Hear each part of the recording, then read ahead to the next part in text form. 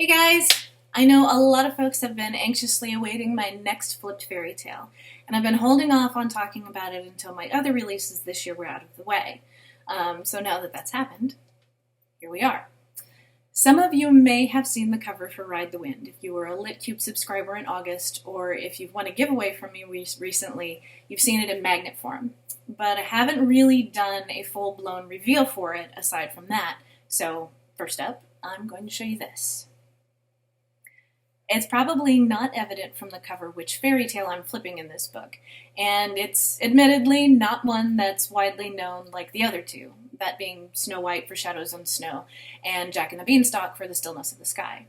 So, which tale am I gender flipping this time? Well, that's the reason for this video. I'd like to tell you a story. East of the Sun and West of the Moon has been one of my favorite tales for many, many years, and I think that's a lot to do with the uniqueness of the story. So often in fairy and folk tales, the hero is male who sets off on a quest to prove his bravery or cleverness, or if she's female, she's a pretty princess in need of rescuing. The opposite was true of this tale, and I always found it refreshing. This one originates in Norway, so that will be reflected in Ride the Wind. But when you get your hands on the story, you'll find it extends far beyond its Scandinavian roots. I'm actually really excited for you all to see where this book takes you. Like my other flipped fairy tales, the original served as the basic bones, to which I've added and expanded to give it a heart and soul. You'll find new characters as well as revisit some familiar faces from the other books, and I hope you'll enjoy how much more expansion this world is given in Ride the Wind. If you're unfamiliar with the original tale, I invite you to stick around for the remainder of this video to hear it. I considered giving you the story the way it's condensed on Wikipedia to save time, but after thinking about it for a while, I thought I'd rather deliver it to you the way it would have been passed down for generations. So gather by the fire, curl up with a mug of tea or hot cocoa, and settle in for story time. And now, East of the Sun and West of the Moon, collected by Peter Christian Asbjornsen and Jorgen Moe. Once upon a time, there was a poor peasant who had so many children that he did not have enough of either food or clothing to give them. Pretty children they all were, but the prettiest was the youngest daughter, who was so lovely there was no end to her loveliness. One day, it was on a Thursday evening late in the fall. The weather was wild and rough outside, and it was cruelly dark. The rain was falling and the wind blowing until the walls of the cottage shook. They were all sitting around the fire, busy with this thing or that. Then all at once, something gave 3 taps on the window. The father went out to see what was the matter. Outside, what should he see but a great big white bear. "Good evening to you," said the white bear. "The same to you," said the man. "Will you give me your youngest daughter? If you will, I'll make you as rich as you are now poor," said the bear. Well, the man would not be at all sorry to be so rich, but still he thought he must have a bit of a talk with his daughter first. So he went in and told them how there was a great white bear waiting outside, who had given his word to make them so rich if he could only have the youngest daughter. The girl said no outright. Nothing could get her to say anything else. So the man went out and settled it with the white bear, that he should come again next Thursday evening and get an answer. Meantime, he talked to his daughter, and kept on telling her of all the riches they would get, and how well off she herself would be. At last she agreed to it, so she washed and mended her rags, and made herself as smart as she could. Soon she was ready for the trip, for she didn't have much to take along. The next Thursday evening came the white bear to fetch her. She got on his back with her bundle, and off they went. After they had gone a good way, the white bear said, "Are you afraid?" No, she wasn't. "Just hold tight to my shaggy coat, and there's nothing to be afraid of," said the bear. She rode a long, long way until they came to a large, steep cliff. The white bear knocked on it. A door opened, and they came into a castle, where there were many rooms all lit up, rooms gleaming with silver and gold. Further, there was a table set there, and it was all as grand could be. Then the white bear gave her a silver bell, and when she wanted anything, she only had to ring it, and she would get it at once. Well, after she had eaten, and it became evening, she felt sleepy from her journey, and thought she would like to go to bed, so she rang the bell. She had barely rung it before she found herself in a room, where there was a bed made as fair and white as anyone would wish to sleep in, with silken pillows and curtains and gold fringe. All that was in the room was gold or silver. After she had gone to bed and put out the light, a man came and laid himself alongside her. It was the white bear, who cast off his pelt at night, but she never saw him, for he always came after she had put out the light. Before the day dawned, he was up and off again. Things went on happily for a while, but at last she became quiet and sad. She was alone all day long, and she became very homesick to see her father and mother and brothers and sisters. So one day, when the white bear asked what was wrong with her, she said it was so lonely there, and how she longed to go home to see her father and mother and brothers and sisters, and that was why she was so sad, because she couldn't get to them. "Well," said the bear, "that can happen all right, but you must promise me not to talk alone with your mother, but only when the others are around to hear. She will want to take you by the hand and lead you into a room to talk alone with her, but you must not do that, or else she'll bring bad luck on both of us." So one Sunday, the white bear came and said they could now set off to see her father and mother. Off they went, she sitting on his back, and they went far and long. At last they came to a grand house. Her brothers and sisters were outside running about and playing. Everything was so pretty, it was a joy to see. "This is where your father and mother live now," said the white bear. "Now don't forget what I told you, else you'll make us both unhappy." No, heaven forbid, she'd not forget. When they reached the house, the white bear turned around and left her. She went in to see her father and mother, and there was such joy that there was no end to it. None of them could thank her enough for all she had done for them. They now had everything they could wish for, as good could be. Then they wanted to know how she was. "Well," she said, "it was very good to live where she did. She had all she wished." I don't know what else she said, but I don't think she told them any of the whole story. That afternoon, after they had eaten dinner, everything happened as the white bear had said it would. Her mother wanted to talk with her alone in her bedroom, but she remembered what the white bear had said and wouldn't go with her. "What we have to talk about, we can talk about any time," she said, and put her mother off. But somehow or other, her mother got her at last, and she had to tell her the whole story. She told her how every night, after she had gone to bed, a man came and lay down beside her as soon as she had put the light out, and how she never saw him, because he was always up and away before the morning dawned, and how she was terribly sad, for she wanted so much to see him, and how she was by herself all day long, and how dreary and lonesome it was. "Oh dear," said her mother, "it may well be a troll you are sleeping with, but now I'll give you some advice on how to see him. I'll give you a candle stub, which you can carry home in your bosom. Just light it while he is asleep, but be careful not to drop any tallow on him." Yes, she took the candle and hid it in her bosom, and that evening the white bear came and took her away.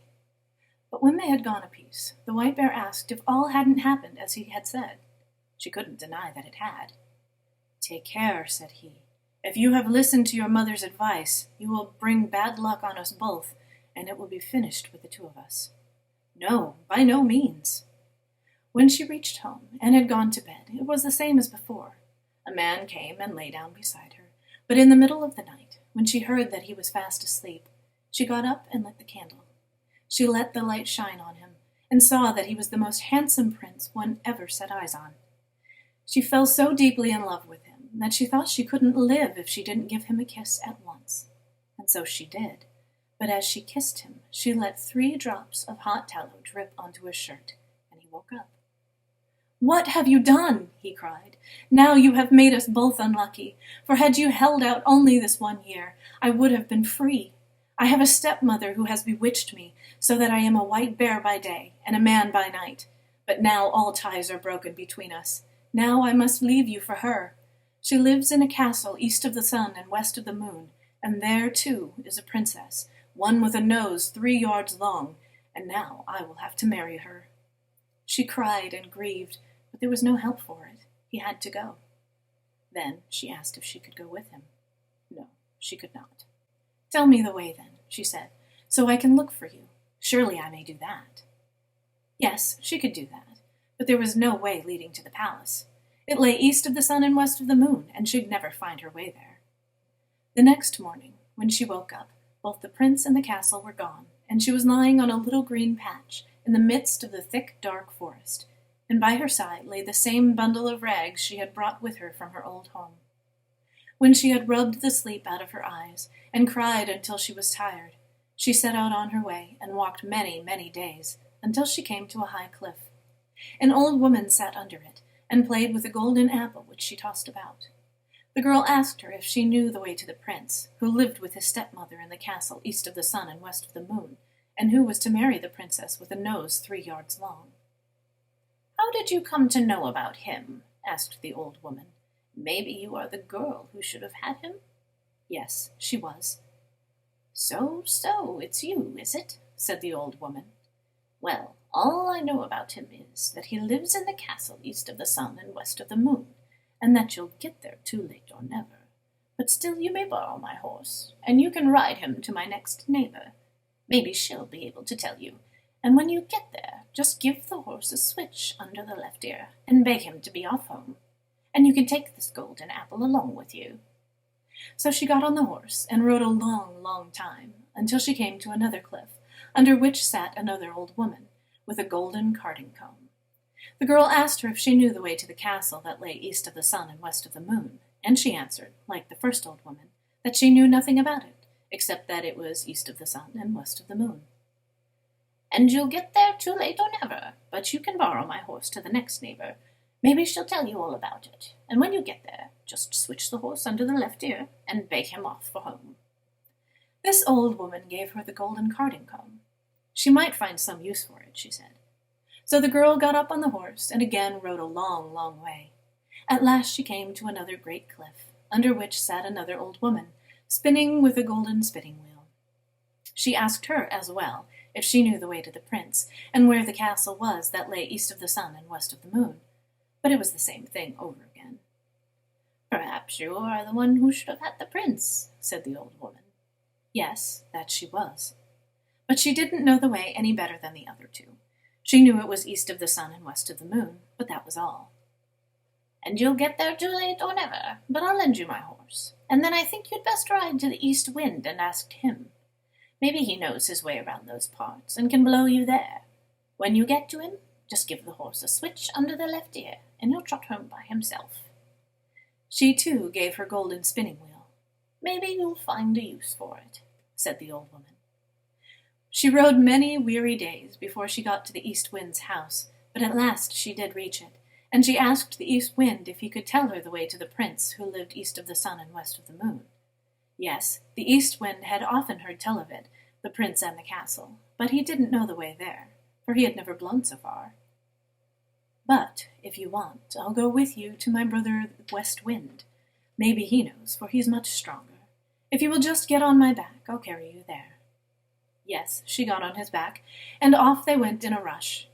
When they arrived at the West Wind's house, the East Wind said the girl he had brought was the one who was supposed to have had the prince who lived in the castle east of the sun and west of the moon.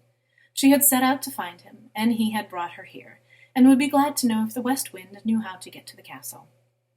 "No," said the West Wind, "I've never blown so far, but if you want, I'll go with you to our brother the South Wind, for he's much stronger than either of us, and he has flown far and wide.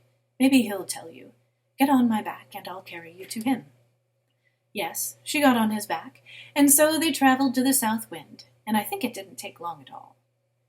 When they got there, the West Wind asked him if he could tell her the way to the castle that lay east of the sun and west of the moon, for she was the one who was supposed to have had the prince who lived there. "Is that so?" said the South Wind. "Is she the one? Well, I have visited a lot of places in my time, but I have not yet blown there. If you want, I'll take you to my brother the North Wind. He is the oldest and strongest of us all, and if he doesn't know where it is, you'll never find anyone in the world to tell you. Get on my back, and I'll carry you there."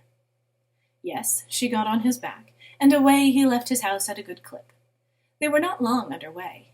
When they reached the North Wind's house, he was so wild and cross that he blew cold gusts at them from a long way off. "Blast you both! What do you want?" he roared at them from afar, so that it struck them with an icy shiver. "Well," the South Wind said, "you don't need to bluster so, for here I am, your brother, the South Wind, and here is the girl who was supposed to have had the prince who lives in the castle that lies east of the sun and west of the moon, and now she wants to ask you if you were ever there, and can show her the way, for she wants so much to find him again." "Yes, I know where it is," said the North Wind, A single time I blew an aspen leaf there, but afterwards I was so tired I couldn't blow a puff for many days.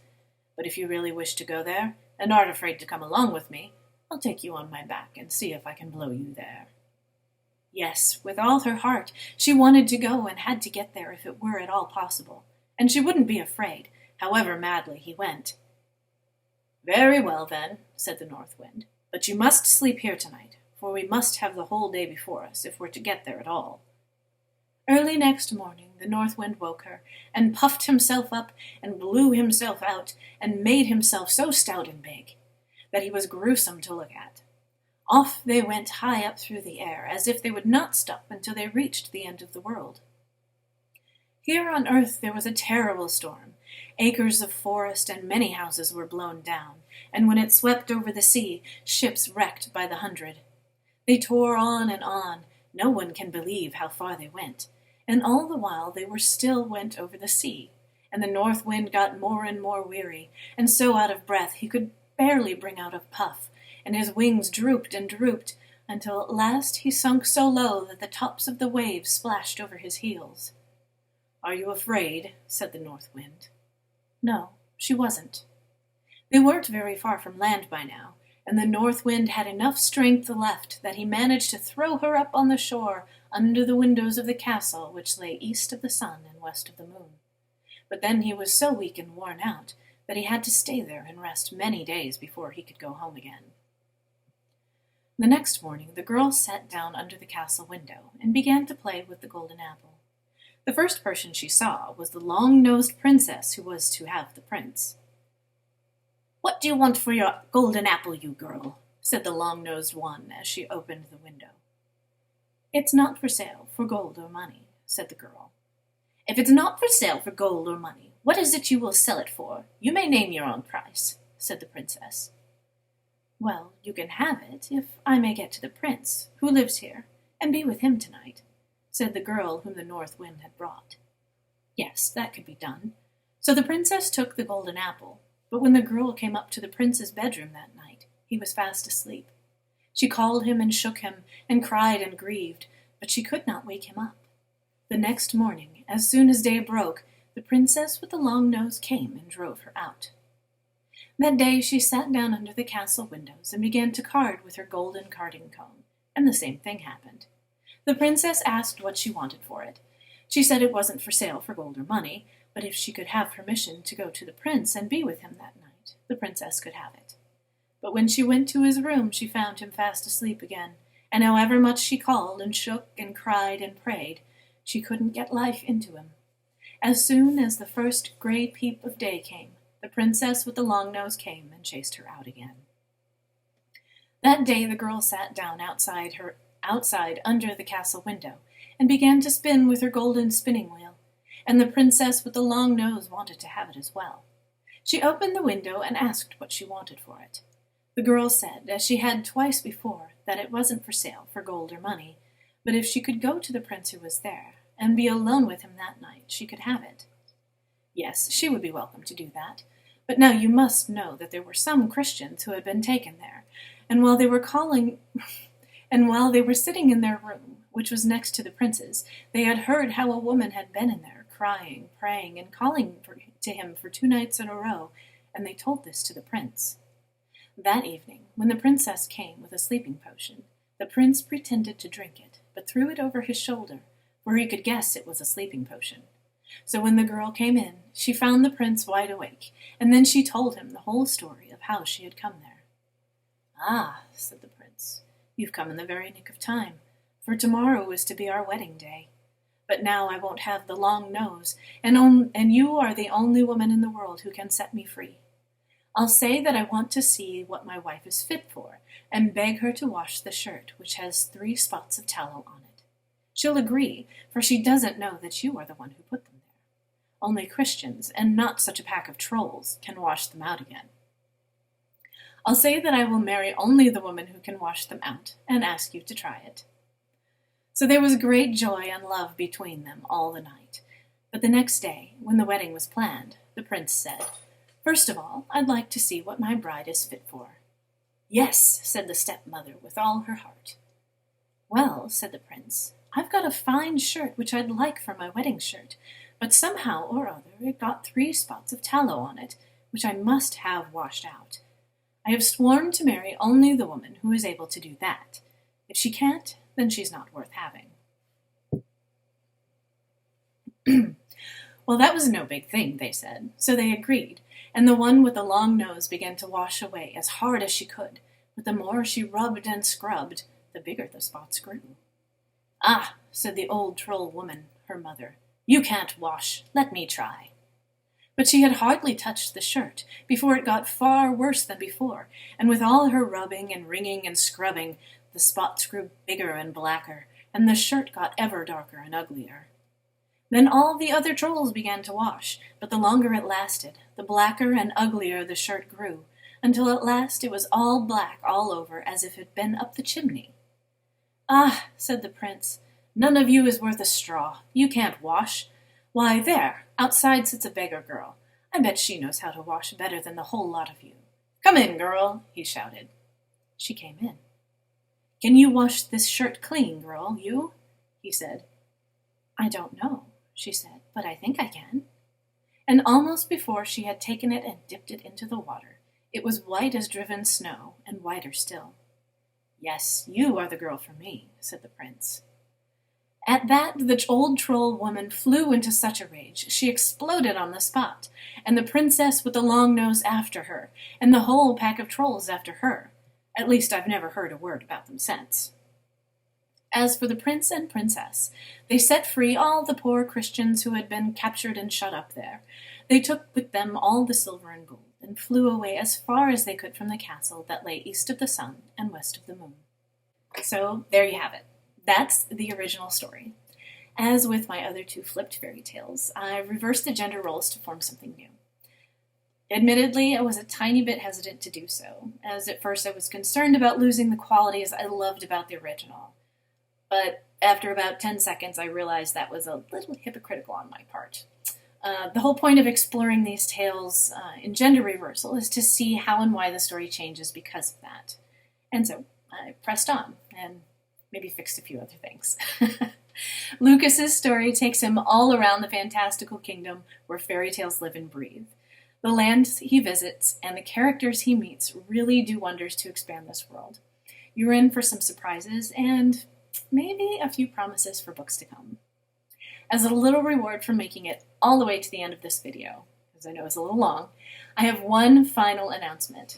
Ride the Wind is already available for pre-order, and you can find the link to the Amazon page in the description below. The book releases on November 2nd, 2015, which is earlier than I'd originally announced, but exactly 1 year after Shadows on Snow released. I hope you're all as excited to read the story as I am to share it with you.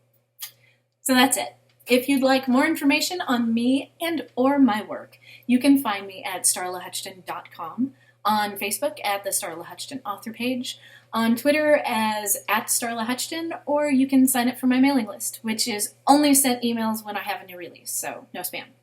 You can find links to all of these things down below, so I hope you'll check them out, and maybe I'll see you around. Thank you so much for watching. I know it was a little long, but I hope it was worth it. Bye, guys.